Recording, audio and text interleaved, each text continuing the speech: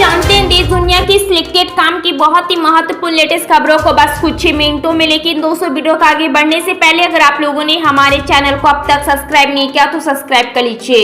रक्षा मंत्री और भारतीय जनता पार्टी भाजपा के पूर्व अध्यक्ष राजनाथ सिंह ने विपक्ष के भाजपा पर हिंदू मुस्लिम के बीच विभाजन पैदा करने के आरोप को खारिज करते हुए कहा कि कई इस्लामिक देशों ने प्रधानमंत्री नरेंद्र मोदी को सम्मानित किया है।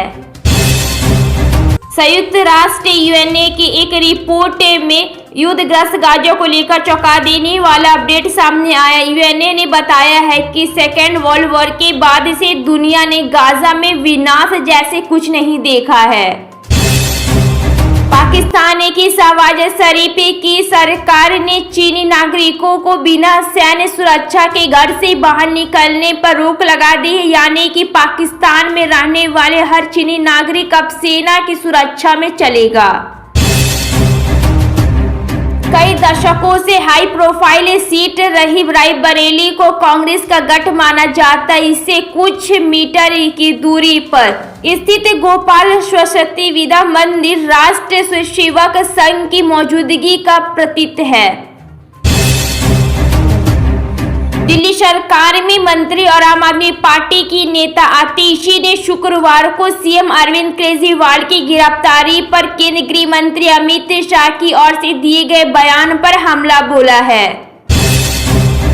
कांग्रेस नेता शशि थरूर ने कहा, भाजपा का 400 पार का नारा एक मजाक है, 300 पार जाना भी असंभव है और यहां तक कि 200 पार भी लोकसभा चुनाव में एक बड़ी चुनौती हो सकती है। शशि थरूर ने आगे कहा कि केरल, तमिलनाडु और आंध्र प्रदेश में भाजपा को कोई भी सीट नहीं मिलेगा और भारत के दक्षिणी राज्यों में भाजपा का खराब प्रदर्शन रहेगा।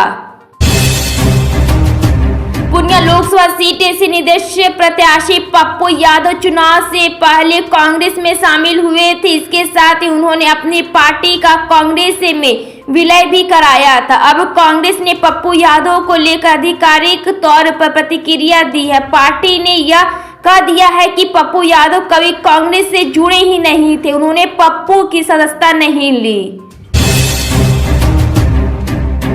पश्चिम बंगाल सरकार ने संविधान के अनुच्छेद 131 के तहत केंद्र के खिलाफ शीर्ष अदालत में एक मूल मुकदमा दायर किया, जिसमें आरोप लगाया है कि राज्य द्वारा संघ एजेंसी को दी गई सामान्य सहमति वापस लेने के बावजूद सीबीआई एफआईआर दर्ज कर रही है और अपनी जांच आगे बढ़ा रही है। इस मामले में उच्चतम न्यायालय से कहा गया कि सीबीआई नियंत्रित में नहीं है। उत्तर प्रदेश की 2 सीट इस वक्त चर्चा का केंद्र बन चुकी है। जी हां, पहली सीट अमेठी की है, जबकि दूसरी सीट रायबरेली, जहां से कांग्रेस ने अपने पत्ते खोल दिए हैं।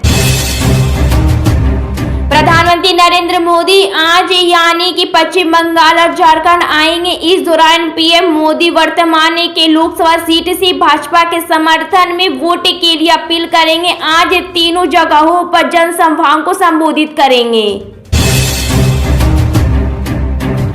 कांग्रेस पार्टी ने आखिरकार अमेठी और रायबरेली से उम्मीदवारों के नाम का ऐलान कर दिया है। पार्टी ने अमेठी के किशोरी लाल शर्मा और रायबरेली से राहुल गांधी को चुनावी मैदान में उतारा है। हरियाणा में चल रहे लोकसभा चुनाव में तमाम मुद्दे के साथ प्रदेश पर बढ़ता जा रहा कर्ज भी एक मुद्दा है। विधानसभा में पहले ही सरकार और विपक्ष इस मामले को लेकर आमने सामने हो चुके हैं, जबकि अब कांग्रेस और इन लोगों के नेता रैलियों और जनसभाओं में कर्ज को लेकर सरकार पर जमकर हमला बोल रहे हैं।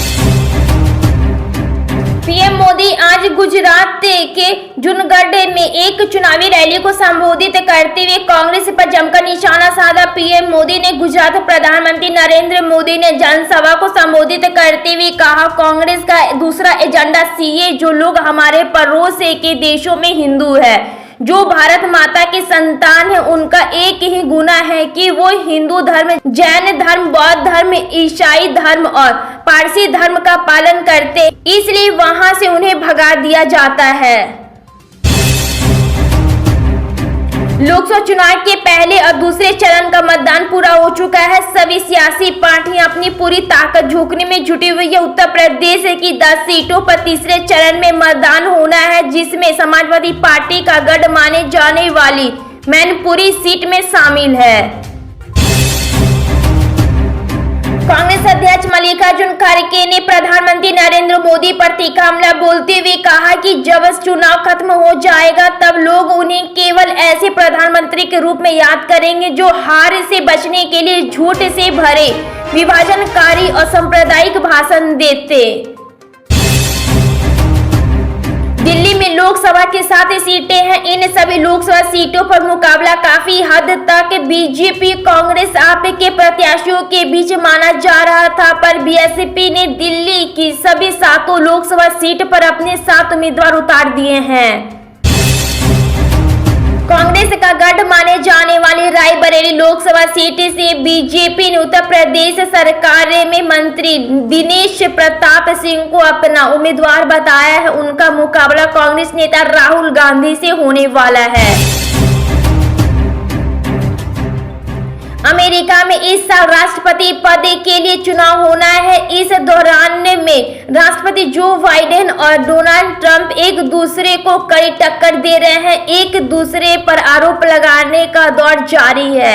इसी बीच राष्ट्रपति ट्रंप ने कुछ ऐसा कह दिया है जिससे चुनाव के पद उथल पुथल होने का संकेत मिला है। चुनाव के बीच जेडीयू लगातार राजद पर हमलावर है। जेडीयू प्रवक्ता नीरज कुमार ने तेजस्वी यादव पर सीधे हमला बोला है। उन्होंने तेजस्वी ट्विटर बबुआ तक कह दिया है। इस बयान के बाद बिहार में सियासी पारा हाई होने की उम्मीद है। नीरज कुमार ने कहा है कि तेजस्वी को विकास नजर नहीं आता है। उन्होंने इस दौरान चरवाहा विद्यालय का भी जिक्र किया। अयोध्या की पावन धरती पर आज 200 पाकिस्तानी रामलला के दर्शन करने पहुंच रहे हैं। पाकिस्तान की सिंधी समुदाय का 200 संसद प्रतिनिधि मंडल रामलला के दर्शन करने के लिए आज अयोध्या पहुंचेंगे। लोकसभा चुनाव 2024 के लिए 7 मई को तीसरे चरण में मतदान होने जा रहे हैं। इसके लिए चुनाव प्रचार तेज हो गए। इसी कड़ी में प्रधानमंत्री नरेंद्र मोदी ने आज पश्चिम बंगाल की दुर्गापुर में एक रैली को संबोधित किया। संयुक्त राष्ट्र महासभा में पाकिस्तान ने कश्मीर और राम मंदिर का मुद्दा उठाया तो भारत ने पाक को खरी खोटी सुना दी। भारत ने कहा मानवाधिकार और लोकतंत्र जैसे मुद्दे पर पाकिस्तान को बात करने का कोई अधिकार नहीं है। सोने के दामों में फिर से सुस्ती लौटी दिख रही है। अंतर्राष्ट्रीय बाजारों में पीली धातु में गिरावट देखने के बाद से घरेलू बाजारों में मामला सुस्त दिखाई दे रहा है। लोकसभा चुनाव 2024 में 400 पार का लक्ष्य लेकर चल रही भारतीय जनता पार्टी यूपी में धुआंधार प्रचार कर रही है। वहीं अब योगी सरकार ने लोकसभा चुनाव संपन्न होने तक शासन में तैनात अधिकारियों के लिए एक खास आदेश जारी किया है। गाजा में इजरायली की सैन्य कार्यवाही के जवाब में तुर्की एक तरफा कूटनीतिक कदम उठाते हुए इजरायल के साथ सभी तरह के कारोबार पर रोक लगा दी है। भारतीय राष्ट्रीय कांग्रेस के नेता और वायनाड सांसद राहुल गांधी रायबरेली सीट से चुनाव लड़ेंगे। राहुल के अमेठी छोड़ने से कई सवाल उठ रहे हैं। सत्तारूढ़ भारतीय जनता पार्टी के नेताओं ने भी कई सवाल उठाए हैं। देश में बढ़ती सियासी तपेशी के बीच उम्मीदवारों का एक दलों से दूसरे दल जाना और अंतिम मौके पर पार्टी द्वारा उम्मीदवार को ही बदल देने का क्रम जारी है। इसी कड़ी में बहुजन समाजवादी पार्टी ने वाराणसी से दूसरी बार अपना प्रत्याशी बदलकर सबको चौंका दिया है। प्रधानमंत्री नरेंद्र मोदी पश्चिम बंगाल के वर्धमान में चुनावी रैली को संबोधित किया। पीएम ने इस दौरान राज्य की टीएमसी सरकार पर जमकर हमला बोला। साथ ही उन्होंने कांग्रेस के सांसद राहुल गांधी पर भी निशाना साधा। भाजपा के राष्ट्रीय अध्यक्ष जेपी नड्डा ने जंगल राज वाले बयान पर बिहार के पूर्व उप मुख्यमंत्री और राजद नेता तेजस्वी यादव ने कड़ी प्रतिक्रिया दी है। पंजाब के मुख्यमंत्री आवास के सामने की सड़क आम आदमी के लिए खोलने के आदेश के खिलाफ आम आदमी पार्टी सरकार सुप्रीम कोर्ट पहुंची है। पंजाब की भगवत मान सरकार ने पंजाब एवं हरियाणा हाई कोर्ट के आदेश को चुनौती दी है, जिसमें हाई कोर्ट ने सड़क खोलने का निर्देश दे दिया था। संयुक्त अरब अमीरात में बारिश एक बार फिर से आफत बनकर आई है। गुरुवार को ही भारी बारिश और आंधी की वजह से कई अंतर्राष्ट्रीय उड़ानें रद्द करनी पड़ी।